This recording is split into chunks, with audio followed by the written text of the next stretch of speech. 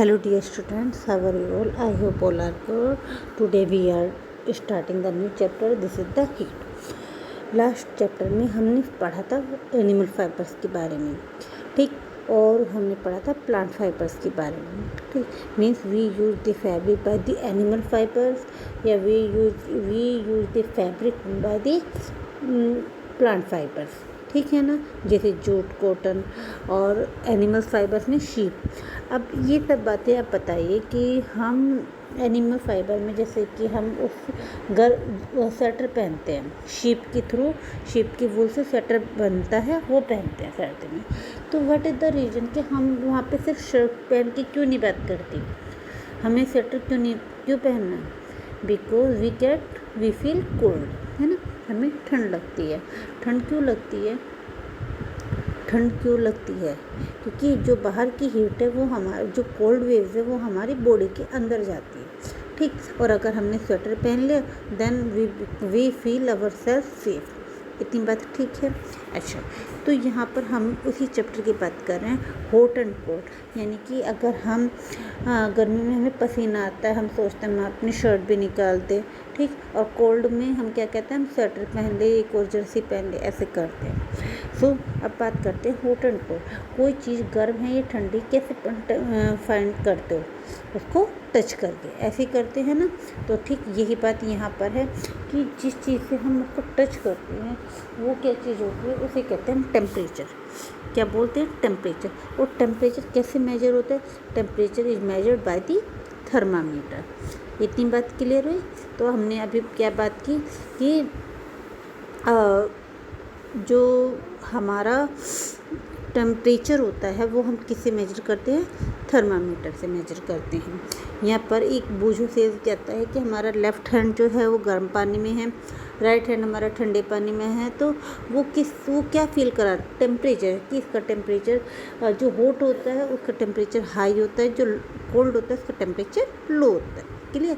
Okay. अब हमारे पास जो टेम्परेचर, जो डॉक्टर के पास जाते हैं, बुखार होता है, सबसे पहले क्या करते हैं? वो टेम्परेचर मेजर करते हैं, एक थर्मामीटर हमारे मुंह में लगाते हैं, ठीक।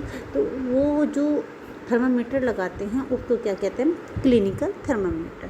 और क्लिनिकल थर्मामीटर जो होता है वो कहाँ से कहाँ तक मेजर करता है? 35 डिग्री सेल्सियस से 42 डिग्री सेल्सियस तक मेजर करता है।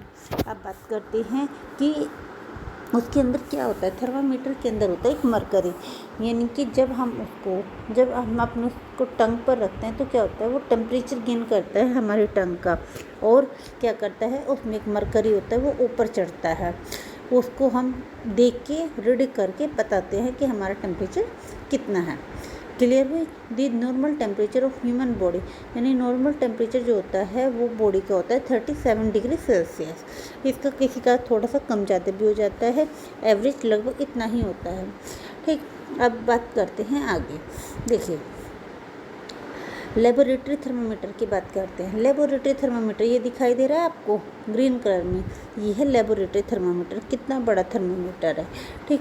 तो लेबोरेटरी थर्मामीटर क्लिनिकल थर्मामीटर से अलग होता है, जो हमारे किसी सब्सटेंसेस का टेम्परेचर फाइंड आउट करने के लिए यूज किया जाता है। अब बात करते हैं कि ये क्लिनिकल थर्मामीटर से और किस चीज़ में अलग है। देखिए, अगर मैं इसको किसी हॉट वाटर में रखती हूँ और निकाल देती हूँ, ठीक, तो क्या होता है? इसका टेम्परेचर एकदम से डाउन हो जाएगा। लेकिन अगर हम क्लिनिकल थर्मामीटर को जैसे हमने टंग पे रखा और उसके बाद हमने उसको निकाल दिया, तो क्या हुआ? उसका टेम्परेचर सपोज था कि आपका 35.5 था, और हमने उसको अपने मुंह से बाहर निकाला तो वो 35.5 से नीचे नहीं जाएगा, वो वहीं रहेगा। जबकि अगर वहाँ पे आपका लेबोरेटरी थर्मामीटर है वो डाउन हो जाएगा, उसमें साथ के साथ रीडिंग पढ़ते हैं। क्लिनिकल थर्मामीटर में प्रोसेस होने के बाद हम रीडिंग स्टडी करते हैं। अब यूँ बात यह है कि ऐसा क्यों है? देखिए, इसके अंदर जो होता है ना, आपका जो क्लिनिकल थर्मामीटर होता है, इसके अंदर एक जर्क बना होता है, एक किंक बना होता है। What is the use of kink? देखिए यहाँ पर, देखिए ये आपका किंक है, ये किंक दिख रहे हैं, ये ना एक हल्का सा किंक होता है। तो किंक जो होता है ये किस लिए होता है? इससे मरकरी जो होता है वो वहीं के वहीं स्टे हो जाता है, जिसकी वजह से वो फॉल डाउन नहीं होता और हमें अपने बॉडी का एक्चुअल टेम्परेचर गेन हो जाता है। ठीक, अब बात करते हैं कि आज के टाइम में आपने देखा होगा इस तरह के प्लास्टिक की थर्मामीटर यूज हो रहा है ना। तो आज के थर्मामीटर टूटते भी बहुत जल्दी थे। अब बात करते हैं कि प्लास्टिक के थर्मामीटर क्यों यूज करते हैं, क्योंकि जो मरकरी होती है अगर ये गिर जाता है थर्मामीटर तो मरकरी उसमें से निकल जाती है, उसको डिकम्पोज करना यानी उसको ख़त्म करना बहुत मुश्किल काम होता है और वो हमारे लिए बहुत ज़्यादा टॉक्सिक सब्सटेंस है। टॉक्सिक मतलब जहरीला होता है वो। ठीक, तो अब इसीलिए आजकल हम डिजिटल थर्मामीटर यूज करने लगे हैं। अब बात करते हैं ट्रांसफ़र ऑफ हीट की।